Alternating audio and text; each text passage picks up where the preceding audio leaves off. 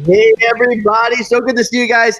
I am Ron Onesti here at Rock and Roll Heaven in St. Charles, Illinois at the Arcada Theater right outside of Chicago, looking outside the window. And, you know, it's there, over the window over there. Don't let that fool you. We've got 6 inches of snow coming down right now. So we're going to feel the warmth of our rock and roll brothers tonight. Episode 35. We are hanging and banging tonight. Artists on lockdown. And we are going to have just another great show. Like I said, this is our 35th week, and it's been really, really incredible. We've had some really special moments, some special heartwarming moments that we've said goodbye to some brothers in arms that we've lost. We said hello to some new guys. We've talked about some great career moments, and it's really been incredible. And I'm telling you, thank you all so much. Matter of fact, I'm going to do something we haven't done before real quick. Hey, Gina from Florida, good to see you. Billy Eggleston, always supporting. Jeremy, of course, Big L, thank you for supporting us. Johnny, Pauline, all you guys are here every week. Every Thursday we are here, 6 o'clock Central Time. And we just really appreciate you guys supporting the show. And I got to bring my brothers. Hey, Aaron, good to see you, man. You heard it on the X. Nice. Jackie Beals, I love you. We love you. And again, Pauline, good to see you guys. So everybody, look at Anita. Anita's always celebrating and supporting us. Mila Hiles and Mary. So Brent, everybody checking in. A whole bunch of people from all over the country hanging and banging with us. And I am going to introduce my brothers in rock and roll. First of all, you know him from Dio. You know him from Black Sabbath and Last in Line. And you know him from him busting my chops every week. But I love this guy, Vinny Appice. Come to the microphone. I'm sorry. Hi. Somebody nudge him. You know, you get to be Vinny's age. You have to. Oh, hi, Vinny. Hi. Oh my God. I was just getting a good nap in, I'll tell you. You know what? I just thought we would say hello. I mean, you got some of these people, Vin, every week that support us. I thought it'd be nice to say hi. That's all. I know. But just listening to you, it was so exciting. I fell asleep. You know, you're supposed to be supporting me and compliment. You're supposed to be like building me up. This is our show. Is that a long sleeve shirt? It's 3 degrees out. Give me a break. Are you really? Is it snowing there? Honestly, God, we're getting 6 or 7 inches tonight. Oh man, I'm in California with the wind chill. It's like 72 degrees. Oh my God. Hey, let's bring our big brother to the microphone. And I tell you what, it was really, really good. How about last week's show? Seriously, Ooh, I like it. Our tribute to Tim Voger. And yeah, that was great. It really, really was. And I was honored to be a part of it. And, you know, every week, obviously, Carmine's part of the show. I mean, it's his show and your show. And but last week was really special. You know, I mean, he was a guest, and to get his take on his brother, his other brother that passed away, Tim Voger, is really something. So let's bring him to the microphone. You know, from Vanilla Fudge, Rod Stewart, Jeff Beck, and everybody else. Carmine Appice. Hi, buddy. Hey, dude. Yeah, I will chill over here. It's about 71 too, Vin. I don't know. Did he say vanilla fuck? What did he say? I did. Did I say that out loud? I'm sorry. Actually, when Carmine was on the Ed Sullivan show, I remember this story. They made you change the head because it looked like it said vanilla fuck on the camera. Did it really? No. It's yeah. Vanilla Fudge. At one show, you had to change the front head. It said vanilla fudge. Yeah. Not Ed Sullivan. There was another show. It said they thought it said vanilla fuck. Right. And if I know these guys, you probably did that to him. You were probably 12 years old, and you snuck it on there and changed his head. Yeah, he probably changed the spelling. He changed the spelling on it. He would do that. Yeah. Hey, you know, Carm, we're just touching on this. Really, we joke around a lot. We have a lot of fun, and Vinny's only half serious when he busts my chops all the time. But I gotta say, you know, last week, thank you for allowing me to be a part of that very special show. We all are. We were touched. You know, like I said, I think last week you were more of a guest than any one of our other shows, and getting your take on it, and it was really emotional. And thanks for allowing us to be part of a very personal moment. Oh, thank you. Yeah, that was great. Last week was great. I mean, just having all those guys on last week, you know, it was 9 people. My friend AJ Fritz, who's a DJ, he said it gives you credit for catering to all 9 people, 8 people on there. Interesting. That's not easy. Well, you know what? It isn't, but by the same token, when you have a central subject that everybody is so passionate about, Tim, and having, his bandmates, I mean, the rest of the fudge on, and, it just, and even Vinny, again, your take on Tim as another brother was really, I mean, honest to God, it was really, really heartwarming, really special. It was really wonderful last week. When you played that Timmy solo at the end of the show, I knew that by heart. So did Angelo. My friend Angelo used to play bass. We used to know that solo by heart. I haven't heard it in years. So it's a great effect on it. Was still in your solo. I haven't heard it by years either. I just got a text from Ty. He's trying to get on, and it keeps saying loading. So. Well, I'll tell you, there's a lot of computer problems in the world. Yeah, we need to fix them. I need to do a school of how to be on the internet live. Do that, man. A rock and roll. I do it every week over here, back in the back, and there's always something going wrong too. Doug will be here in a minute, so we'll talk to our next guest. Well, we've got Doug and Ty, both from King's X, coming to the microphone in a little bit. Again, King's X fan, very excited to talk to those guys. We're going to start our show though with a guy again to talk about all his projects. We need 2 or 3 hours. His vocal abilities that has stretched along so many and various genres of music. Let's bring our buddy Jeff Scott Soto to the microphone. How you doing, buddy? Hey, Jeff, what's up, dude? Wake up. Come on, man. Hola, ¿cómo estás todo? Look at it. It's Italian. It's a Puerto Rican. I got the first question for you. What's that platinum record behind you for? The only platinum and gold I got behind me is Trans-Siberian Orchestra. That's what else do you need? Yeah, that's true. Well, you can get a few more. Like, you can get a few 13, more. Yeah, you can get a few more, but your voice is, I got to say, you got one of the greatest voices around. Yeah. Jeff kicks ass. Lovely voice. Yeah. You know what? I'm surprised you never worked with me and Vinny in a band. You know what? It's funny because I say it all the time. I say it to you, but I say it to everyone. Carmine, you've been in so many things. You've been part of so many bands, projects, your own stuff with your brother, et cetera, et cetera. Yeah. The one that really stroked my meat. Well, I'm trying to think of some way to. Let me get a visual. Hang on. Wait, hold on. Let me get a little that first King Cobra record, Ready to Strike, man. Wow. Really? Everything from soup to nuts on that record.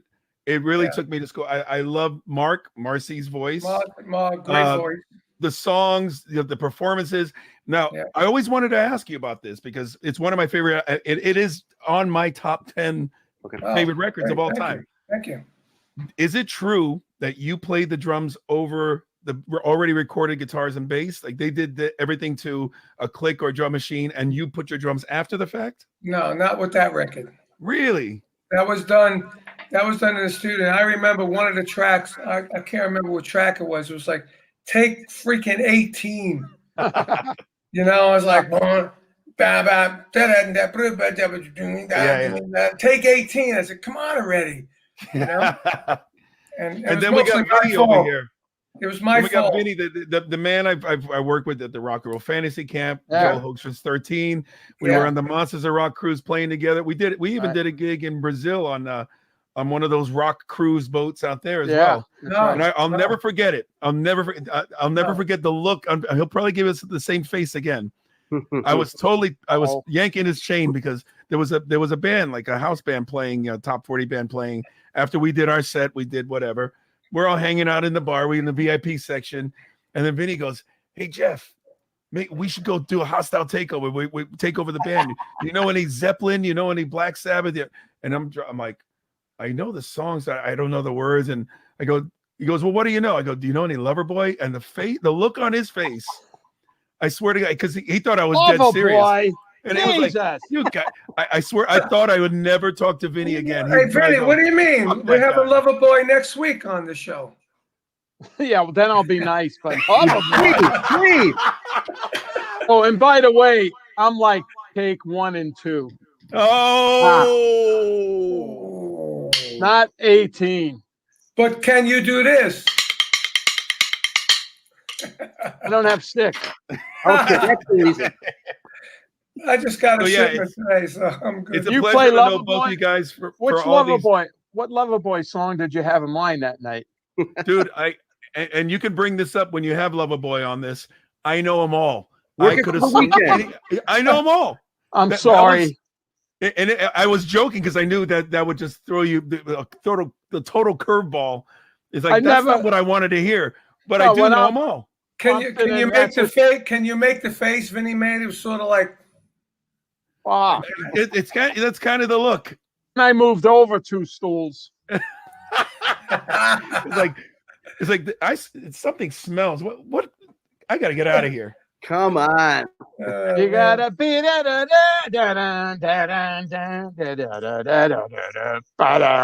like you'll play that. That's usually in that situation. It's like they ask me to jam. It's like a Sabbath song or let's play a Dio song. They conform to you. Yeah. It's like Vinny, working for the weekend. Loverboy. Everybody's working Jeff could probably sing a good Dio song and sing it well. Oh, he could kill it. Yeah, absolutely. We could have done Stand Up and Shout. We could have done Last Line. We could have done a lot of those things. Yeah. Next time it's working for the weekend, we'll do it. Next time I see you. The kid is hot tonight. So we're going to do a Loverboy tribute band with Vinny at the drums. You got it, brother. We got to rehearse. Boy. And next time I jam with Jeff, we're going to do Ready to Strike. Yes. Come on. I always love the beginning of Hunger there. Whoa! Oh, it's like, oh, please take my money. Man. That was awesome. So, Jeff, let me ask you something. 14 years you're with the TSO and obviously a huge orchestral situation. You're with Yngwie, monster, freaking, how many marshals, 100, 110s you have on stage? Back then it was just 6 back then. Really? Well, now he's up to like 20. Seriously, that's like 26. It's crazy what he has. And now it's a wall. But they're not plugged in. They're not plugged in. Yeah. The funny thing is, plugged in. I'll tell you a funny story about that. I was doing a show in Buenos Aires like 3 or 4 years ago with my band Soto, and the promoter was telling me about he had Yngwie there like a couple weeks earlier, and I said, "How was it to work with?" He goes, "It was all right. He was nice, except he was really particular about the amps." Now, on his rider, I had to supply something like 30 Marshall heads of a certain class, but they had to be the JC class 2000C Model V. Oh, yeah. In the ass.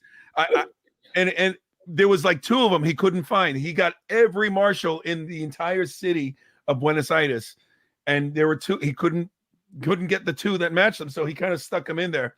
And he goes, "Nope, I need." Even they're not turned on. They just have to have that that look about it. Didn't they use that kind of amplification in the studio too? I don't know. That wasn't that the Marshall 2000 JVC asshole model? It's funny because all I'm saying is it was kind of like the Brown M&Ms situation where they put it. I'm sure they put it on there to see if they're paying attention to the rider. But I think he truly, seriously, it had to be that. So the guy went everywhere, and he had to find those 2 extra heads. Yeah. Well, for me, when he comes plays by me, and I got to provide all that stuff, I save money on the rentals because I don't have to rent the cords to plug them in. So I save some money there. You don't have to get the extension cords. I save on electricity that night. But my question, Jeff, because obviously, your instrument. You're playing with so much power behind you on stage. Do you find it difficult sometimes because you got to belt out these, especially with your vibrato, your high pitch, but you've got 22 musicians behind you. You got you had an Yngwie at the time that's really strong, powerful. Do you ever find yourself like battling against that as a vocalist? I did in the old days, of course. When we had the little wedges or the side fills. And then especially when everybody's loading those things up with more sound, of course, that's one of the reasons I learned to sing loud. I mean, I'm a loud singer. I can't sing soft. But, with TSO, you got since Journey, actually, I learned the in-ear monitors. So since those came along, that's a huge help because you can adjust how loud it's blasting in your ear that you actually have to now compete with. And I don't have to sing as loud as I did. Some things I have to sing loud just to get the notes, because if I sing too soft and there's a higher note, it ain't going to come out. But I'm 55 now. Back in the day, 22, 25, 35, even 45, I had more control. Now I'm getting older, so you got to go, hey. When he hit my age, you'd be like, hey. Everybody's working. Hey, Jeff, didn't you do the soundtrack to the movie Rockstar? Yes, sir. Wow. I did 3 songs on listen to that shit on that thing, man. Yeah. Awesome. And it's become a staple. One of the song Stand Up. Everybody calls it Stand Up and Shout. No, the Dio song is Stand Up and Shout. Right. This one is just called Stand Up. That's become a staple of mine, especially on the live setting. You know, we even did that song live with Soul Circus, the band I had with Neil Sean, because it's one of those arena rock songs. Now you hear it on basketball games, hockey games. You hear it all the time. So it's cool to have that as part. It's kind of, that's like my Moni or my did you write that? Did you write it? No, that's a Sammy Hagar song. Oh, Sammy Stone. Okay. Sammy wrote the original, and then I think the original had more of the lyrics and the vibe of the version that he eventually released. Right. And then they kind of changed it and shifted it so it fit more the movie and the soundtrack. So my version is it's kind of similar, but it's different. And they're using Sammy's version in a lot of sporting events now too. I get people, hey Jeff, I hear Stand Up playing. It's like, that's not me, that's Sammy. Yeah. You're right. Jeff, I did demos for that. Oh, really? The demos that we went in the studio with some band and recorded all those songs.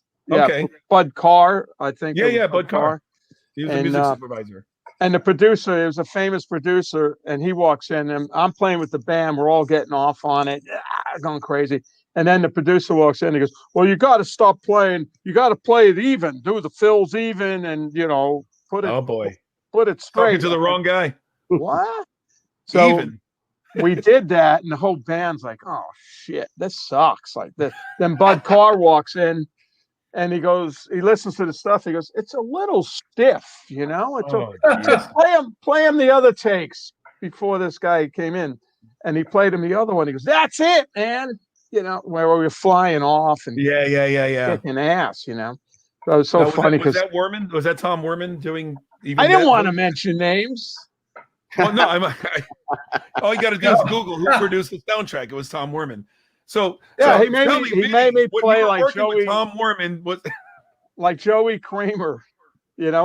Joey does what he does great. Yeah, but the roles are very even. Right. My roles are not. Carmine's roles are not like that. We play in the Brooklyn style, Italian style. That's right, all over the place.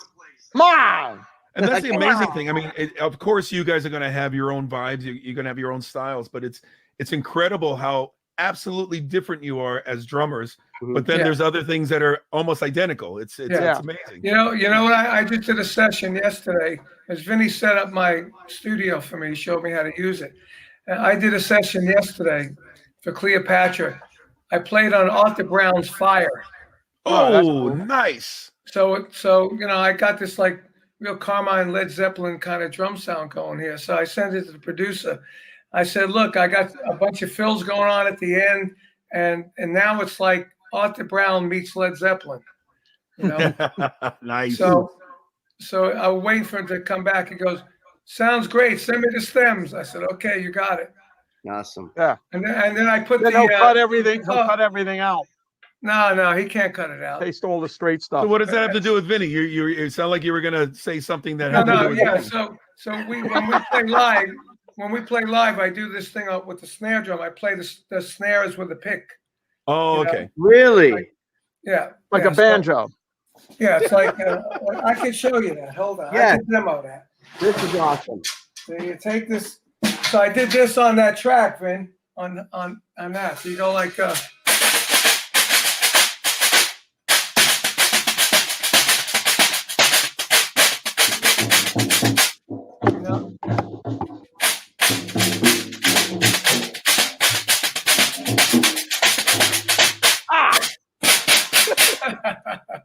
Just man. Hold on.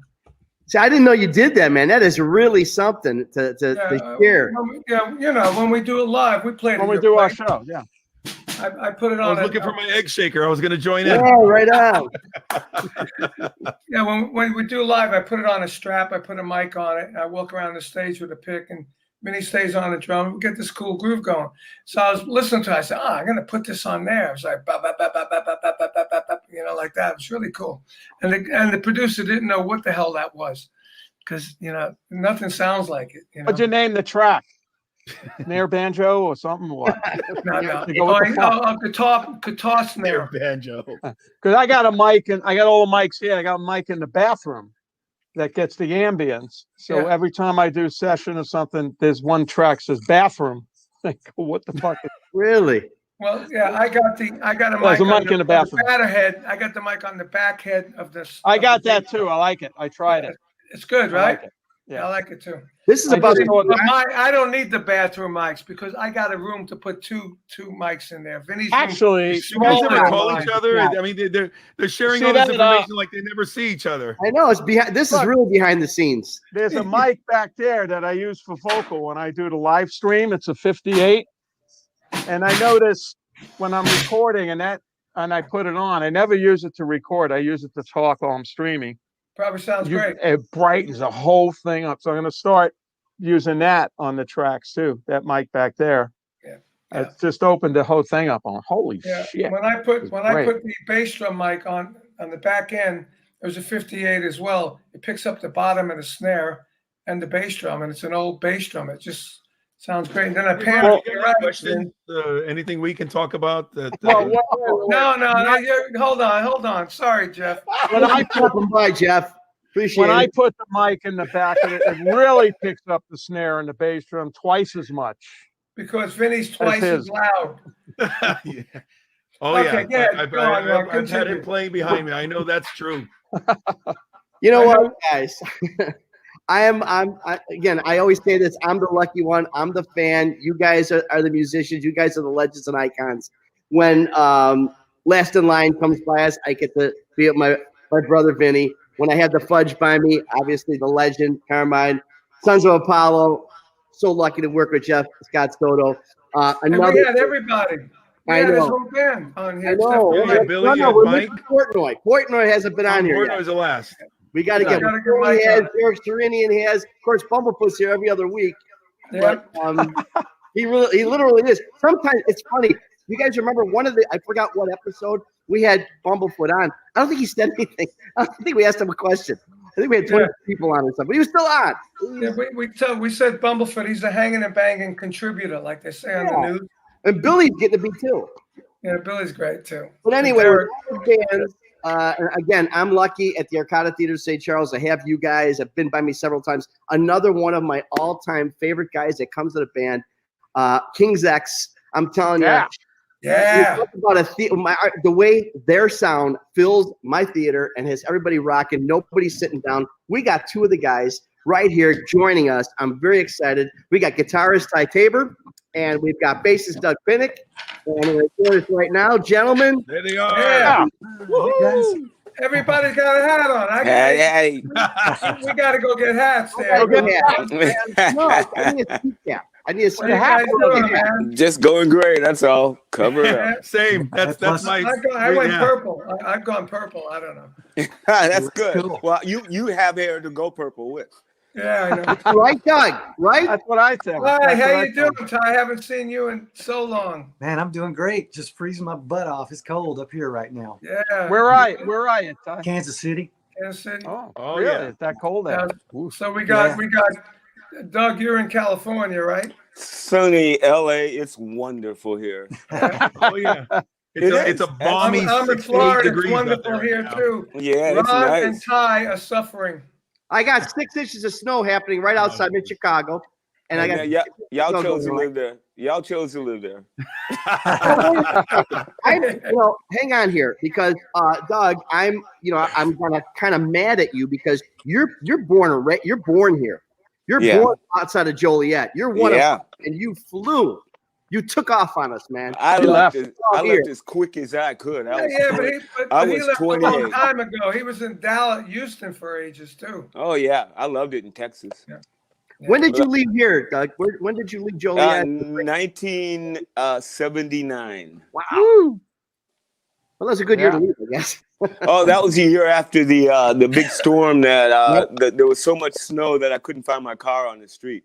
And that's true. That we had the snow plows moving all the snow. And I got a picture of me in '79. I was maybe 14 years old, and I'm literally hugging the street signs, and I'm sitting on top. That's how big the snow was. It was crazy. Right. I remember those days. Snow is up to the top of my door. Crazy, man. Yeah. Just crazy. Well, it's good to see you guys. Thank you so much for joining us. Hey, thanks. Do you guys see Jeff in the corner there? Yes. Yeah. Hey Jeff, how you doing, man? Doing good, Doug. Ty, nice to meet you. You're the last of the Mohicans. I've already met Jerry. I know Doug pretty well, and you're the last one I finally get to meet. Well, cool. Nice to meet you too. It's like I tell everyone in the business, or telling anybody who never heard of King's X, you got to be dead inside if you don't like King's X. Yeah, man. Thank you. You guys left a stamp, I'm telling you. Thank you. That's You know, true. when I did my Guitar Zeus record, I said, I had Brian May scheduled, Ted Nugent, and the next ones I got were these two guys. I said, Nice. because if I get these two guys, Brian May and Ted Nugent, it's gonna be like a drawing card for everybody else to come in. Right. And I was right. And Wow. Doug, not only a great bass player, he's got the voice from hell here, from death. Really? Thanks. Great voice. And Ty, great playing. I love him. And I had a little conversation with Doug once a few years at a Halloween party. We've had many. And we were talking about Sly Stone. We were talking about all the things, because obviously, where he grew up and when he grew up, he was surrounded by a lot of music, that I was still a kid. I was too young to either go to the shows, or the artists were already deceased or broken up or were in tour, whatever the situation. So we were talking, have you ever seen Hendrix live? You ever seen Sly live? I mean, I was just loving his story. I could just sit there. I was enthralled by all that history that Doug had from all that music that I grew up. Even as a kid, that music was so inspiring to me and still is. Oh, and yeah. man, By the way, I didn't see Hendrix live or Sly live, but we I did. got We did stories. discuss that. I did. Oh, you did? But we talked about Sly though. Fuck you. I saw Sly get married. Come on. I saw Sly. Listen. I saw Sly get married at Madison Square Garden. Wow. Oh my God. You dog. Was that after Tiny Tim did it on the Tonight Show? And me and Tim jammed with them for an encore. Me and Boger. Wow. I want to take you higher. We did Well, there you go. Wow. We did it in Connecticut, and we did it in Boston, I think it was. Wow. It was awesome, That's But so You, cool. you got to play with some of them live, didn't you? Yeah, Cynthia and Jerry and Greg. Oh, nice. We did about 5 Sly songs, I think it was. It was at Buddy Miles' memorial party. Right. And it was I was supposed to just go sing some cover tunes, and something said to me, "Bring your bass." And when I got there, Billy Cox was supposed to show up, and he didn't show up. And I said, I can play Sly, but I tell you what, there's a pitch that Sly and the Family Stone is my favorite band in the whole world.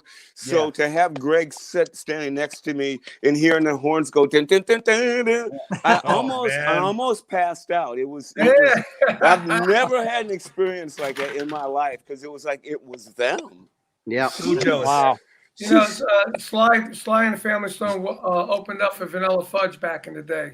Oh my God! On just when their first album came out, and I loved Greg when I first saw him. I said, man, he is a soulful. They really they kept the music, the Family Stone and Rose. They kept that going. Yeah. Thank God that they did. They're still doing. Jerry's still doing a little. Doing it.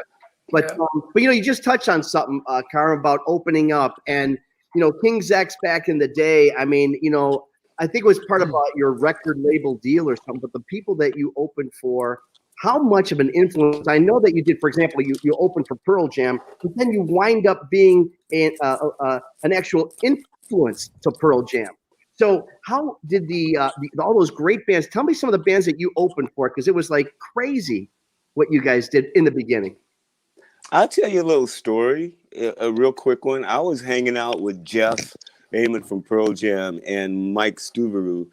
He played in Green River, and they both play in a side project that we have called Trace Mountains. Mhm. And they told me that when we first played Seattle in '88, we went up there. They said any band that had a record deal was a national act. Every band in town went to see. And we played that show. I remember playing it, and we met Alice in Chains, and Richard Stuvero told me, he said every band in town was there that night. Wow. Yeah. And he said, you can ask Jeff. He says, I'm sure he'll agree. And I remember that maybe 6 months, 7 months later, everybody was drop beat tuned and grooving. And so all I know is everybody was looking for a new groove, you know. Yeah. And Soundgarden was doing the same thing. So, Yep. you know, what can we do but say that some of us, you know, I tell you a little story too. Kim Thales told me that he introduced Chris to drop D tuning in 85. And Ty wrote in the Pleiades in '85 and showed us a drop D song. And I think I don't know about anybody else, but I knew Chris, and we talked about this stuff, and we ran with that, you know. And you know, so that's your answer that I can give you. Coming a piece here for Guitar Zeus, the box set. This is an awesome package. It has all kinds of great guitar players, and we did it's the 25th anniversary. Did this in the mid-90s, had Brian May, Yngwie Malmsteen, Steve Morse, Richie Sambora. Just to mention a few, and a couple of new songs that has Tommy Thayer and Derek Sherinian on it. So what I'm doing here is I'm signing these pictures, right, that have me with the Guitar Zeus logo in the back. These are going to be part of the actual package. It has 4 LPs, 3 CDs. It's got an emblem, you know, a medallion with my face logo and a Guitar Zeus pick, and a t-shirt and the pictures. So that's a bundle. So check it out. I think you're gonna love it. I mean, this stuff rocks heavily. Some of the best stuff I ever did. Okay, I was just signing these pictures away here to put them in there, hundreds of them. So check it out. All right, I'll see you there. Guitar Zeus, the box set. Well, talking about Chris, you know, I mean, the whole Chris Cornell, the embodiment of his music. I mean, did you see a parallel with some, you know, working with him and Soundgarden? Did that affect any of your songwriting at all? Well, I knew him a little bit, and I think we pushed each other in many ways. You know, I really did. We had a really long conversation when they were doing Super Unknown and we were doing Dogman.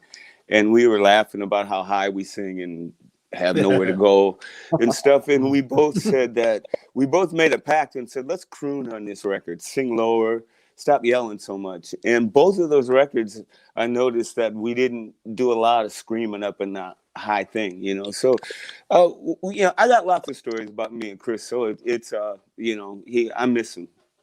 Oh, yeah.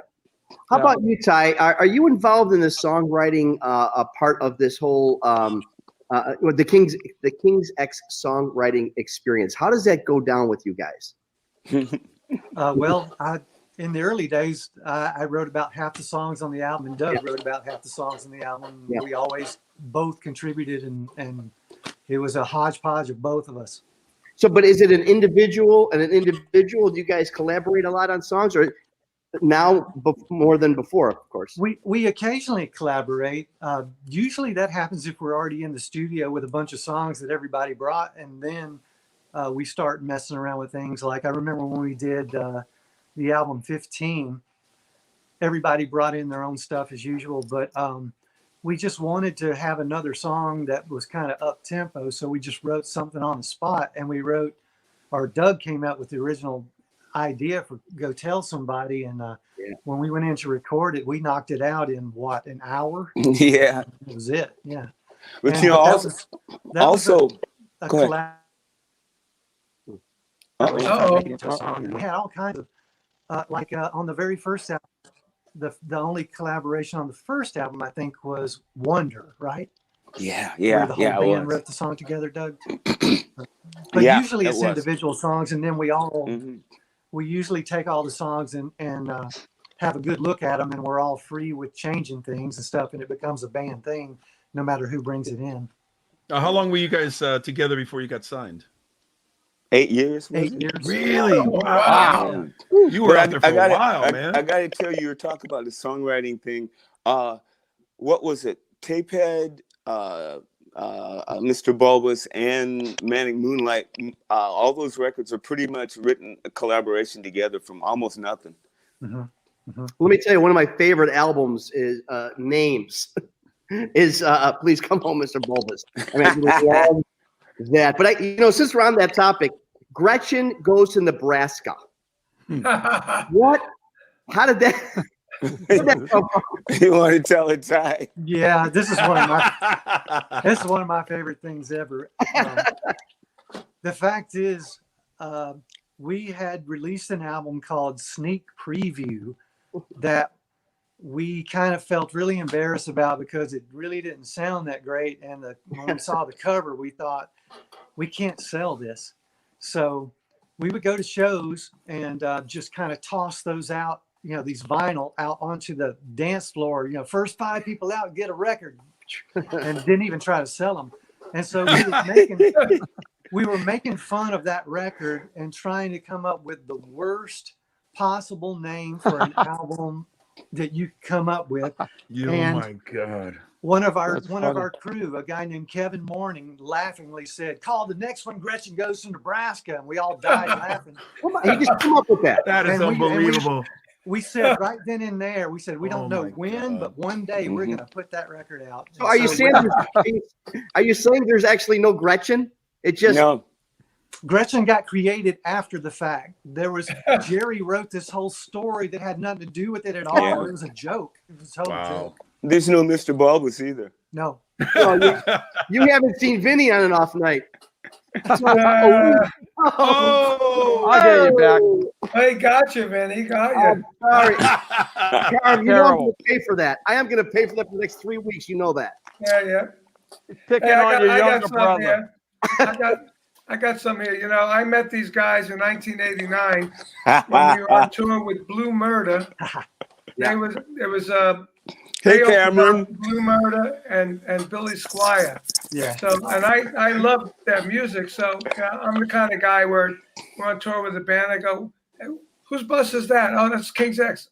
I walked on the bus, right? Yeah. And what are they playing? They're playing Cactus. Yeah.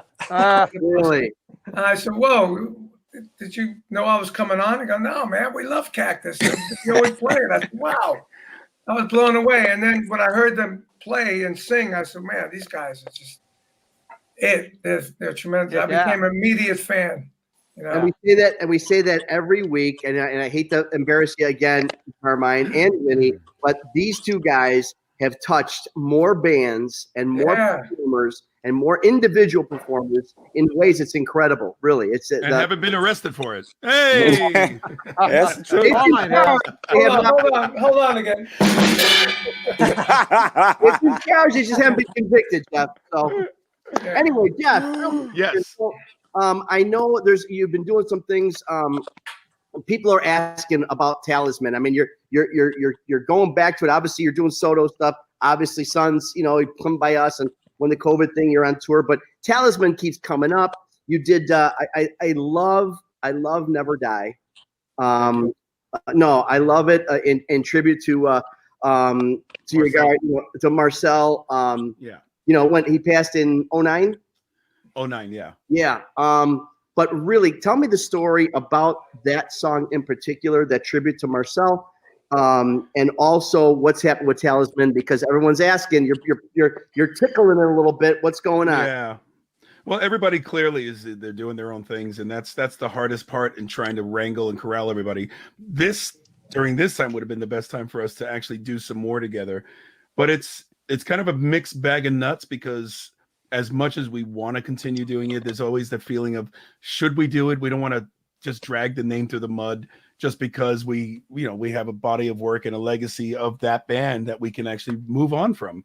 But Marcel was the creator of that band with myself. And, we had a few different incarnations, but the last version of that band is the one that we're still using now.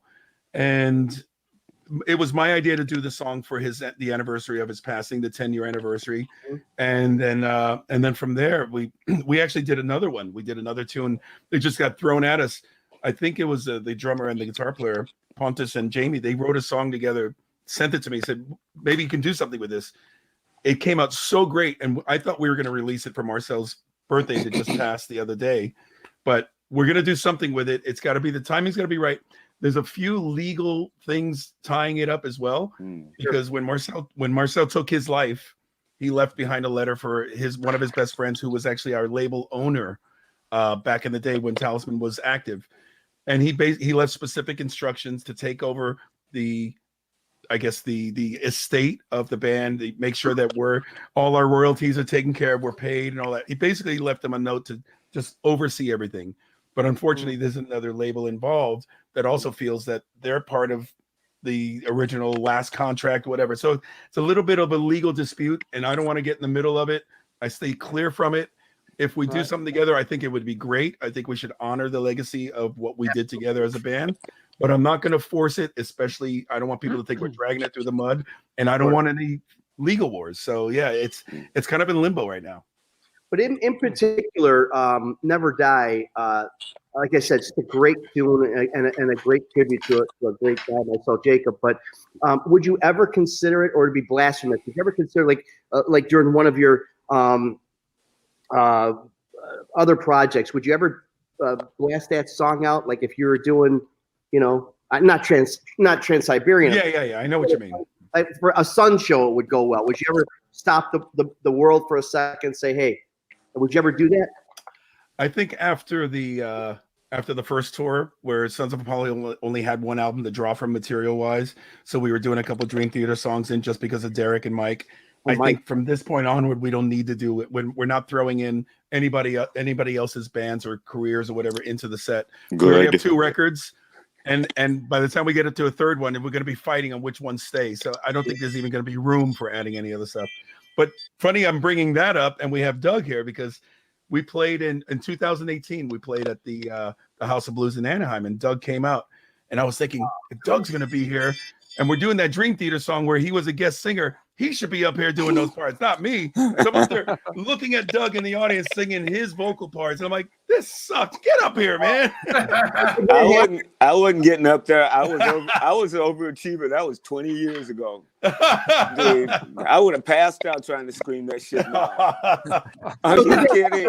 I used to almost have a headache doing it then. Oh, Jesus. Yeah, that brings a question for me to Doug, because Doug is like, in my age bracket. How's your voice?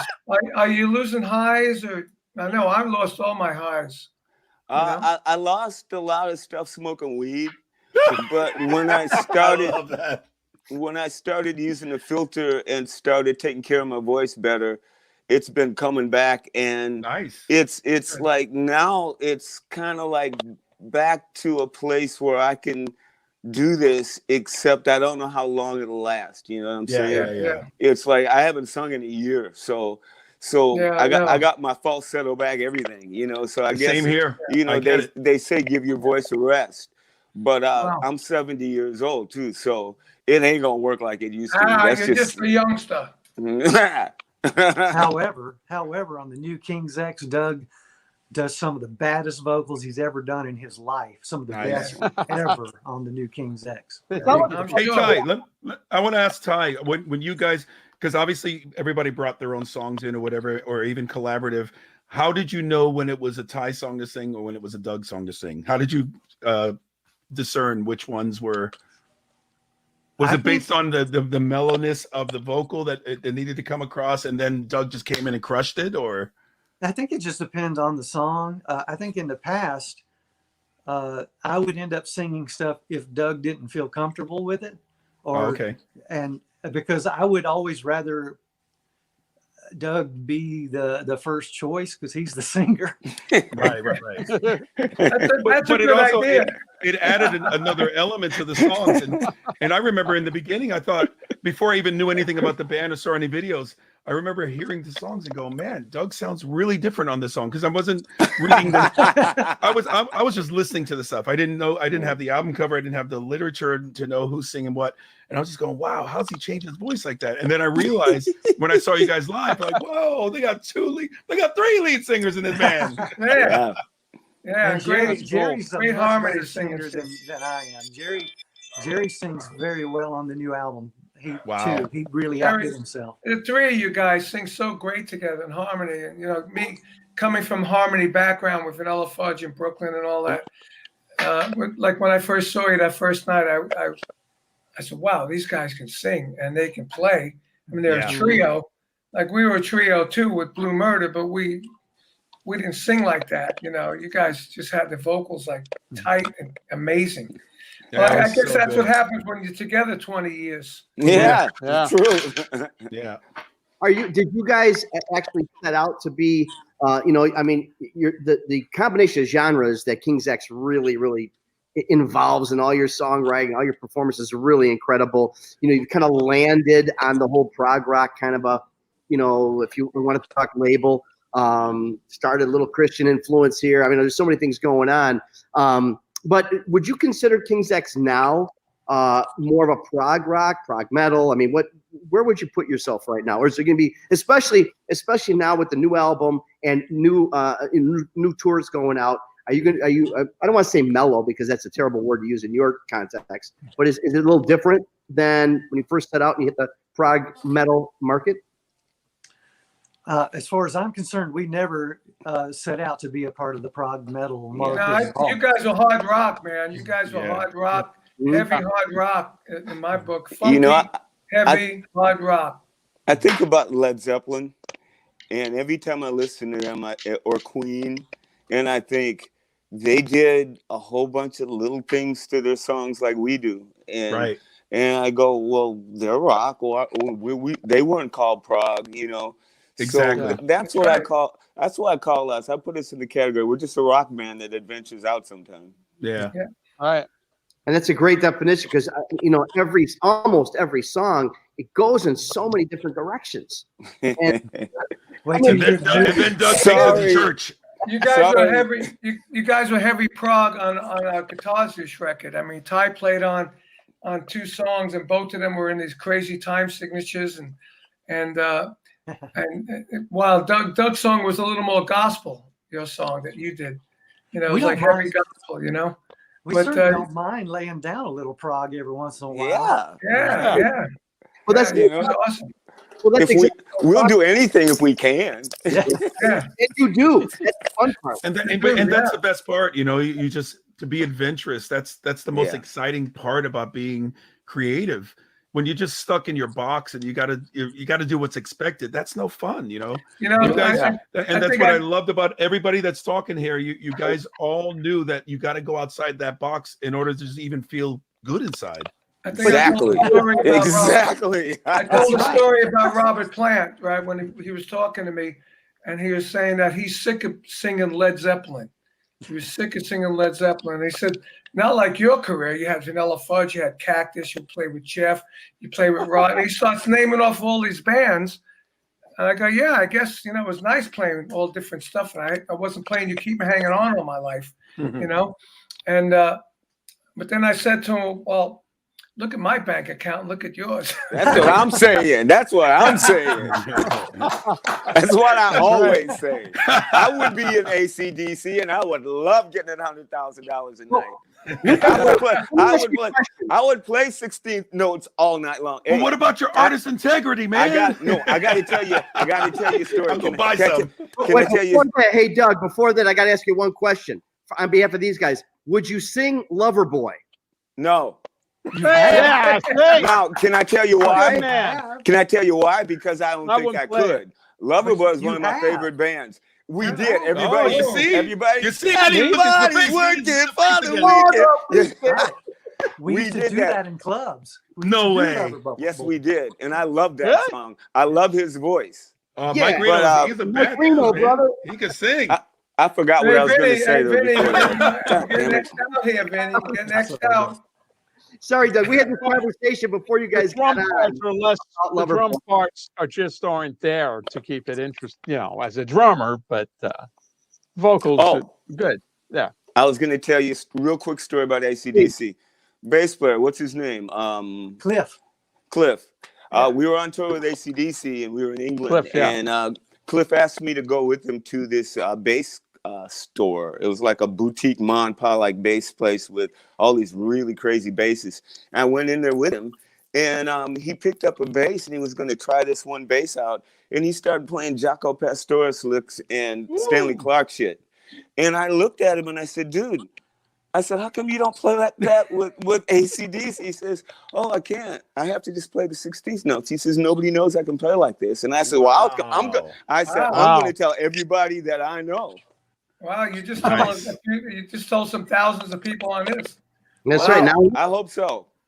Now just like he's going around. He can play some bass. And another thing too is I got to play through his rig. He couldn't come to sound check one time. Him and Angus and Malcolm actually, but me and the drummer and Brian and I guess who I can't. Or maybe, it was Jerry played drums. Anyway, I got to play through his rig for a sound check, and it was a lot of fun. Anyway. But Carmine, you said it before when we were talking about the different genres, and you say, no, they're a hard rock band, they're a funky rock band. Well, think about what you're saying. Funk and rock wasn't together at the beginning, but look what they've done. They took funk, rock, and made it heavy metal. It's amazing. I love the way music fills my theater.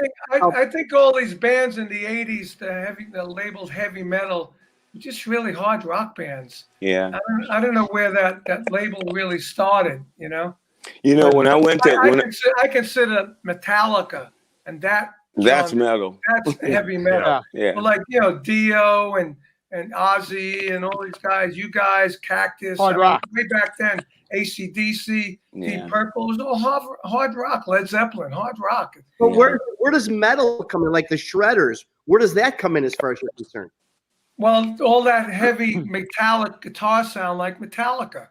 Mm-hmm. That buzzsaw kind of guitar sound. Megadeth. Where the drummers don't follow the bass. The drummer don't follow the bass. He follows the guitar. Iron Maiden and Judas Priest, the Godfathers. Oh, yeah.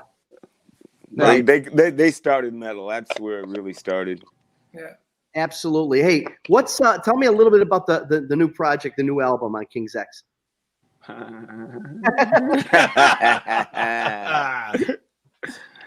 What do you think, Ty? Or we could talk recipes. What do you want? No, did you guys go outside the box? Tell me you guys went outside the box. We want to talk about it. The way I feel about it is I'm so excited about it and have such an expectance about it that I just don't know what to say because we've just been starting to get mixes from Michael, and I get to run out to Pasadena and just hear some, hear little things and stuff, and I just have to walk away and go, fuck. It's like this is what everybody's been waiting for from us. And I hope, and I shudder and I think, well, I hope it is good as I think it is, and I don't like much of anything that I do. So we're really now for the important question, Doug, when do we get to hear it? Since the pandemic happened and since there's nobody's touring, nobody's doing anything, we're gonna have to do this right.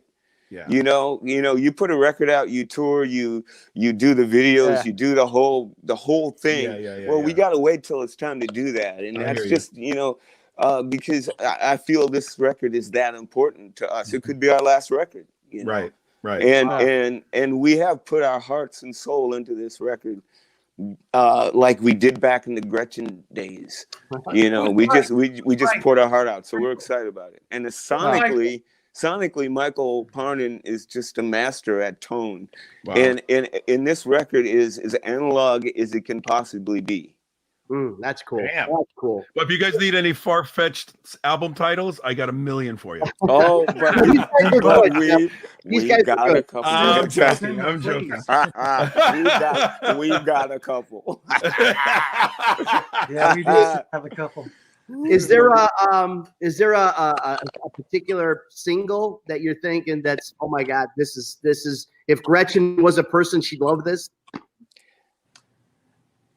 I don't know about a single. I know for me there are about 5 songs that could fight each other out to be the single. Yeah. And on the other hand, there's some experimental stuff that reaches pure brutality at places, and then there are other areas where it doesn't get any more laid back 60s with vocals. Yeah.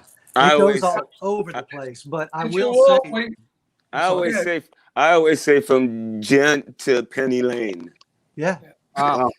Wow. And it's That's a everybody spread. stepped up so much further than anything I ever expected that I'm the same as Doug. I'm afraid to talk about it because I haven't felt this way about music we've done since the very early days. Mhm. Wow. Were you in the studio all together? Were you in the studio together to record it? Yeah. Like in one room? That's the way. And you did analog?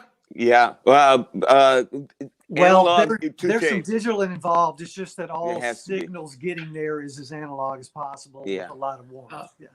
Yeah, like when we did our guitars, we did it all analog. Remember those days? Yeah, nobody to use them. We had the tape machines running. 2-inch tape. Yeah.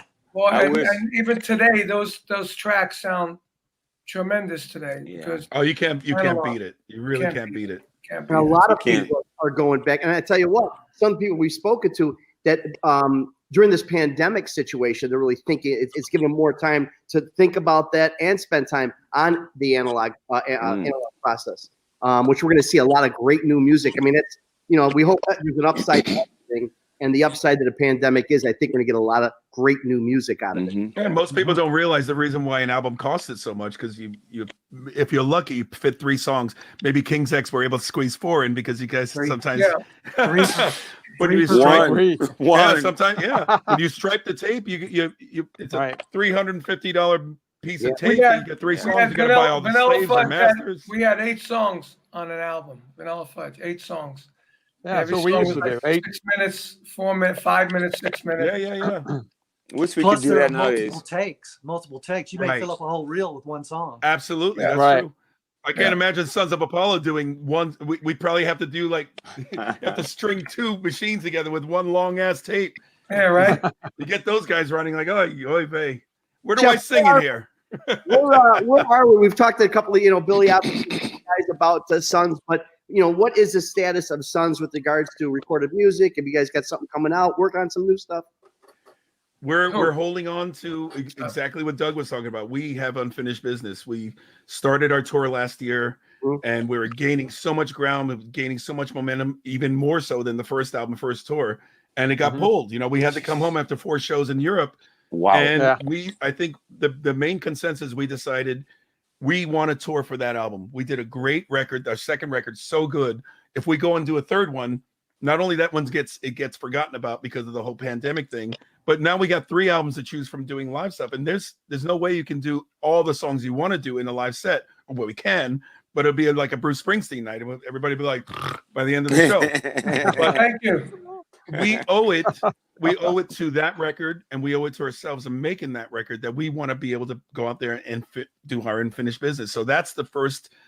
We're not going to do any new music until we do that tour, until we do the MMXX 2020, whatever you want to call it, the name of the album. We do that tour, get that out of the way, then we can dive into with the whole fresh incentive of doing album number 3. Well, I'm looking Are forward. you just doing that to sell the old T-shirts? I would. Portnoy actually made a funny joke about that, because obviously the posters, they already amended it. We got the big purple poster, spent a lot of money. We just crossed out the O and put a 1. I love it. I'd buy one. There you go. Hey, So by we're the going to way, do it with a red Sharpie. yep. I mean, it's like that for everybody. I'm sure Vinny's been doing some last in line. We have a new Cactus record ready to go, and and it's like, what are you going to do? You got to wait till something opens up where we'll be able to. I've just been throwing albums out galore because I don't know when I'm going to be able to tour again. So in the meantime, I'm staying creative and just churning it out and doing what I have to not only stay alive, but just to keep everybody excited about new music. But you guys are a different story. You know, you guys, all you guys here, you guys have something that's in the can that needs to harness what you know, that energy that you put behind it. So I get it. Well, I could tell you from a venue standpoint, and you know, the people in my part of the industry and all we're talking, we're feeling really good about August, September, October. I mean, we really are. So, you know, what, of next year? Next year?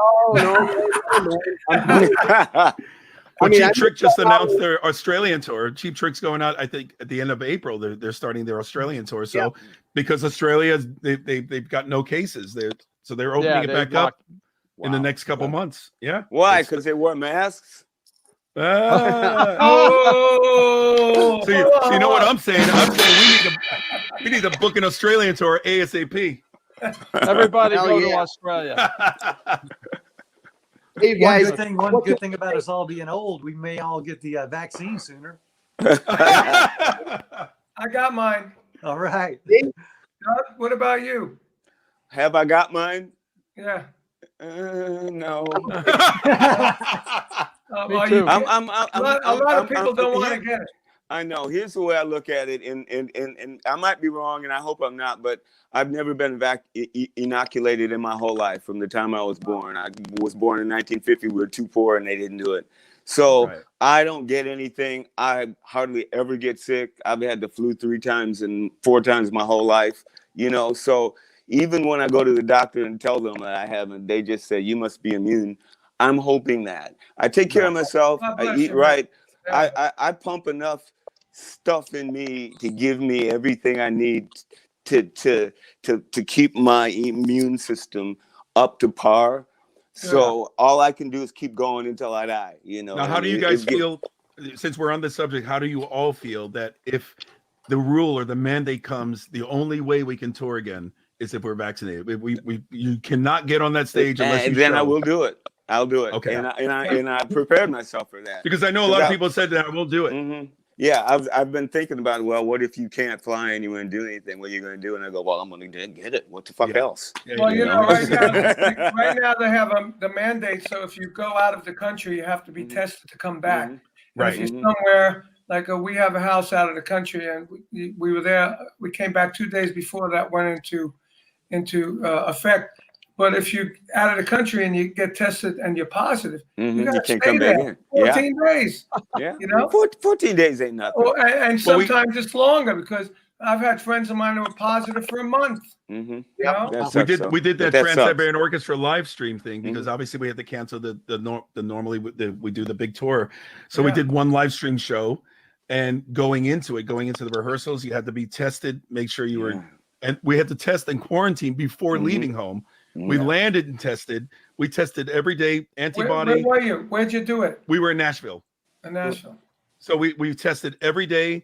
We had to wear masks during the entire day.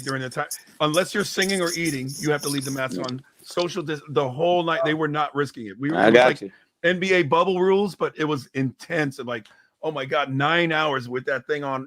It can drive you crazy. And then so it was the same thing. I had to get a test before I got on the plane to come home. I got a test when I got, like 5 days after I got home as I quarantined. It was, it's the rules, man. You gotta know. Yeah, well, I just figured when we get to that point, I'll do it.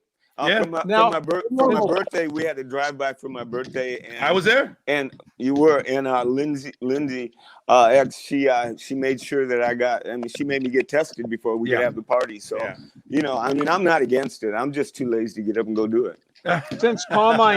Since Carmine got the vaccine, he started wearing light color button-down shirts. Oh, I ain't taking it then. He used to wear black. He used to wear black like that. I forgot to wear the hat. Look at him. You forgot the hat too. Oh my God, you do. Oh, come on, Vinny. What about the shirts I used to wear and used to say, what are you wearing? Your sister's blouse? Remember that? Did I really say that to you? No, Vinny said that. Oh, I did. I said it to him. Vinny was saying every time. Hey, Carmine, did you get the second shot? Did you get the second one already? February 22nd. But Vinny, the thing with the show is Vinny would always bust Ron's balls about his T-shirts. right? So I said, I'm just going to bust Vinny's balls. I'm going to wear like a sparkle shirt from stage every Like this. show. No, I'm talking about sparkle. Oh yeah. Like an old Ludwig kid. With sequins and all kinds of some Like an old Slingerland kid. Yeah. And then our sister called. And she wanted the shirt back from my sister. I know Carmine was doing some kind of Liberace tribute that night. I don't know what was going on. And then our guy Steve Love, who's producing this show, he said, "Man, wear some light color shirts." So I'm wearing a light color shirt. Why? What kind of advice is that? What the hell is that about? Did you play any Loverboy? We got Loverboy on next week. Give us a break here. I love them. I know all their songs. Vinny didn't want to play any. Tell that guy I love came him. up with a new poster for the show, and there's a fucking acoustic guitar in it. I said, "Who the fuck plays acoustic guitar with everybody that's been on this show?" We do once in a while, but come on, maybe an electric guitar. Maybe Bumblefoot had an acoustic guitar once. But it's our opening numbers. So that you got to have an electric guitar first. Yeah. The answer, my friend, is blowing in the wind. Yeah. Now getting all the backstage stuff of the show going. Right? See, the reason I bust Ron's balls about his shirt is because they're not really legal shirts. Yes, they are. You notice? Look at that. It's like a the Sons of Apollo King's X shirt.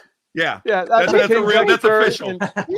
Fucking square thing. That's when we toured together in '87, right? Awesome. This is out of respect to our guests. This is you would just be I want one. Me too. That's awesome. No. I ordered them after the show. What I do every week. Look, being with these brothers, I feel like their little brother, and I get picked on, and I'm looking for sympathy here. Oh, well, hey, Vinny Carmine, is it true? I'll take a small. What? Is it true you guys got a third brother and he goes by the name Peachy? A Peachy. With the hand. So what is? Let's settle it right now. I'm sure you've already done it, but what is the proper? It's not. Nobody's gonna tell me, right? That's who you're talking to. Apathy. Yeah. A piece. If you talk to my brother, it's a Peachy. Okay, what does your mother say? Or his mother said? She passed away. She doesn't No. That's why I said. What did your mother say? What did your father say the name was? Apathy. Okay. There's albums. I used to be Apathy. Yeah, he was Apathy. And then I went every time I played. Somebody would call me a piece. I go, no, it's Apathy. So finally, when I joined Rod Stewart way back in '76, Rod said, "You got like 5 different names. What do most people call you?" I said, "A piece." He goes, "Why don't we go by Carmine a piece?" So when I'm doing you do your solo, and I go in front of 10, 15,000 people every night. I go, "Carmine a piece on drums," and it's one way. I said, "Great." So that was great until Vinny came out. And he went with Apathy and messed everybody. Carmine played with Ozzy, and he used to do the drum solo, and Ozzy would go, "Carmine a piece," and so later on, I played with Ozzy and Sabbath, and they didn't even talk about it. But the first night, he introduces the band, and he goes, "And Vinny, a piece." I went, "Oh fuck!"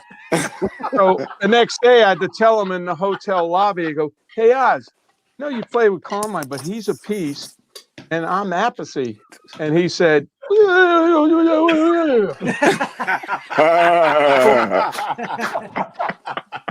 the next night, he introduces me, and he's all nervous. It's like he's really nervous. He turns to me, he goes, "And Vinny, Apathy," and he got it, but he was all nervous. I'm like, "Wait, you're the boss. It doesn't matter. Call me an asshole. I'm still gonna be there the next night." Well, on the Monsters of Rock cruise when we played together, we were introducing you as Vinny Apache. Remember? Hey, oh, and he was doing the Indian drum thing. Vinny Apache. I did a movie called Black Roses. I was in the movie playing drums, and they said, "You got 2 lines in the movie. What's your character going to be?" I said, "How about Vinny Apache?" So you see the credits at the end, Vinny Apache, and my name next to it. It's hilarious. Nice. Well, you guys, thank you so much, man. This is the kind of fun we have every week, every Thursday night on Hangin' Bangin' here with these 2 guys. Ty Tabor, Doug Pinnick, what can we say? Thank you so much. God bless you guys. Yeah, thank you guys. With the Thanks, new man. album. Thanks for coming, dudes. Ty, I'll be in touch. Doug, I'll be in touch, bro. All right. All right. You too, Jeff. Everybody, we need you to slam that share button, that like button. Tell everybody you know we're here every Thursday night. Artists on Lockdown, Hanging and Banging. Our guests tonight, Jeff Scott, Ty Tabor, Doug Pinnick. I'm here along with the drum monster, Vinny. I don't know what his name is tonight. And Caroline. Thanks for being with us. We'll see you guys next time. Good night, everybody. Bye. Hey, how are ya? Hey, how are ya? Now that was fun.